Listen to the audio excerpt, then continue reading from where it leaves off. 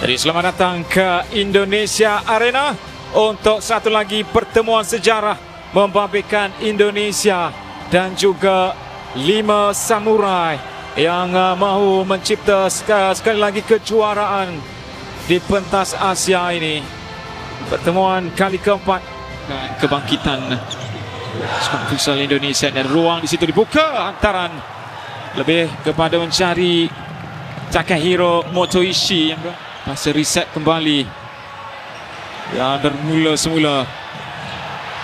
Yogi Saputra lepas, percubaan dilepaskan dengan kaki kirinya dan tandukan dalam keadaan yang cukup terdesak di situ oleh Rio Tokai untuk mengeluarkan bola. Antara keputusan terbesar di peringkat suku akhir yang pernah direkodkan. Dan kini ada ruang, terkena tiang. Ke sebelah kanan untuk Shauki Saud. Shauki menggunakan kekuatan fizikalnya. Shauki Saud dengan rempatan, dan kini ada peluang untuk Indonesia. Bryanik dan berjaya dihalang. Tomoki Yoshikawa, pemain paling berusia di gelanggang ketika ini. Dan kini ada peluang untuk Indonesia. Terlepas di situ Samuel Eko dengan rempatan. Dan Indonesia berada di hadapan. Mengejutkan Jepun di Indonesia Arena. Ada biasa di situ. Dan Hiroshi Tabuchi gagal untuk, sebenarnya adakah ini yang mau dilihat? Kesilapan atau kesalahan daripada Reza Gunawan? Adakah tangkapan sudah dilakukan oleh Hiroshi Tabuchi? Ataupun bagaimana penilaian daripada kedua-dua pengadil ini? Antara cerita dan jaringan itu disahkan oleh Fahad Bari Al-Husani dari UAE. Kini Shimizu, satu step over, rempatan, kaki kiri sekali lagi yang mengenai tiang. Belum lagi bernasib baik untuk Jepun. Dan kini peluang kedua, tepisan daripada Ahmad Habibi.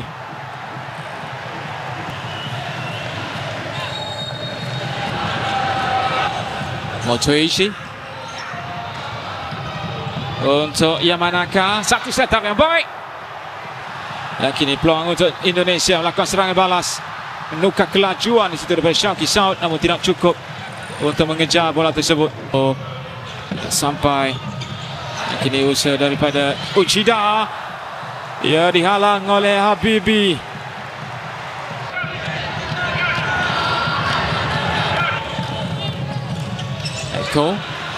Biarkan ke sebelah kanan, rempatan dilepaskan. 2-0. Luar biasa di Indonesia Arena. Kali ini giliran Ardian Syahnur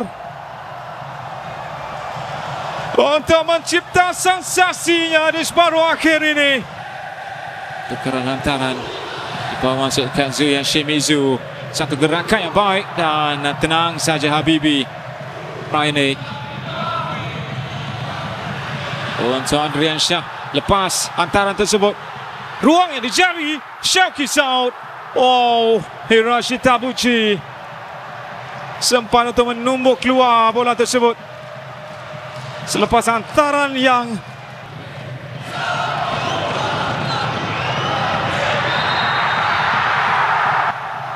pastinya jaringan itu tidak akan disahkan.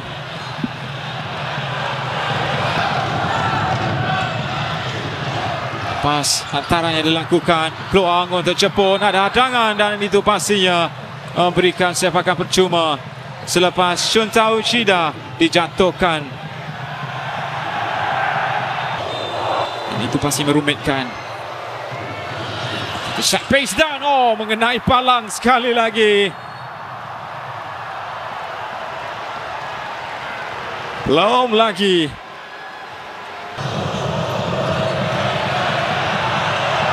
Dapatkan Ushimura semula. Ini rempatan akhirnya. Jaringan pertama untuk Jepun muncul. Apabila Takehiro Motoishi menebus kembali kehampaannya. Selepas sebelum ini beliau yang menjaringkan gol sendiri. Dan datang semula Jepun di sebelah kanan. Kali ini satu percubaan yang berbahaya daripada Shoto Yamanaka. Harada dibawa masuk, pemain berpengaruh, dan kini peluang untuk Indonesia. Selepas kesilapan daripada Kokoro Harada yang baru saja masuk ke belakang, rempatan daripada Uchida. Dan kini peluang untuk Indonesia. Bersih balingan jauh Shimizu.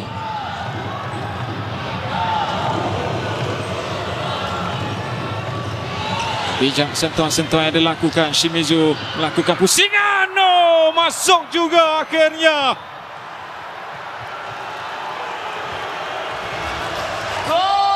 Kazuya Shimizu bukan saja seorang kapten pasukan, namun beliau juga menunjukkan kualiti.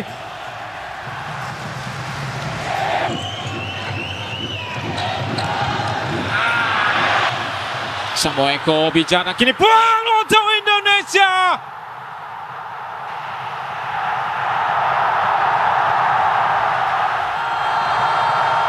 Firman Ardiansyah.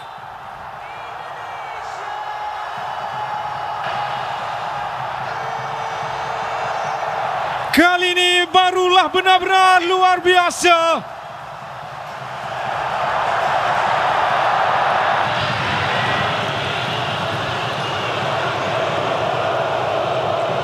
Uchida. Kokoro Harada bertukar-tukar hantaran. Mereka memiliki kelebihan seorang pemain di bahagian atas. Yamanaka, hantaran semula tidak menjadi, dan percubaan jarak jauh.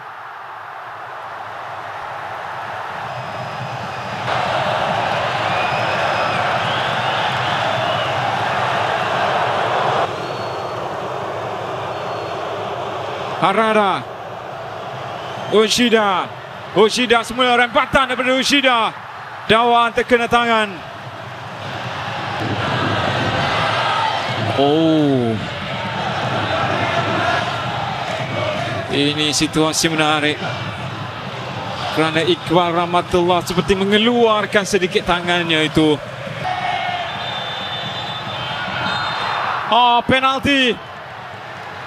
Penalti untuk Jepun, selamatkan pasukannya buat kali yang kedua. Ahmad Habibi pula ada tanggungjawab besar untuk menafikannya, dan Jepun kembali menyamakan kedudukan dalam 38 saat yang terakhir.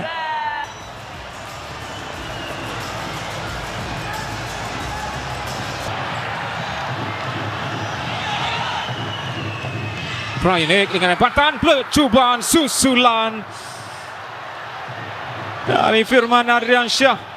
Boleh menjadi momen yang terakhir dan tamatnya aksi untuk 40 minit dalam tempoh sebenar permainan. Situasi yang memusnahkan dan pertahanan Jepun. Kesilapan Reza Gunawan. Adakah ini jaringan kemenangannya? Apabila Reza Gunawan menggunakan peluang yang dimiliki hasil satu kesilapan di bahagian pertahanan Jepun.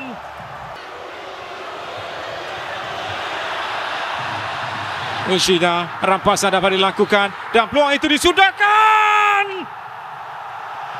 5-3. Pintu gol ternganga luas. Ia bagaikan menjamput terus. Jaringan kelima untuk Indonesia. Dan saya kira Dewa Rizky ke belakang. Ushida, satu hantaran berbahaya dan satu lagi sepakan penalti untuk Jepun. Si kelihatan seperti dijatuhkan oleh Ahmad Habibi ataupun keputusan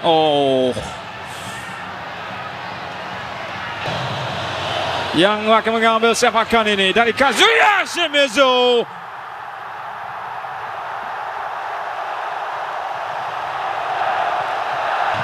Satu berita yang cukup sensasi untuk sukan futsal ini. Apabila Jepun ditewaskan, Indonesia ke pentas akhir. Untuk Piala Asia Futsal. Dan buat pertama kalinya selepas 3 pertemuan sebelum ini di pentas Piala Asia, mereka tewas kepada Jepun. Dan hari ini mereka membuktikan sesuatu yang luar biasa. Jepun ditewaskan. Misi balas dendam akhirnya terlunas jua. Dan keputusan masa penuh selepas masa tambahan. Indonesia 5, Jepun 3.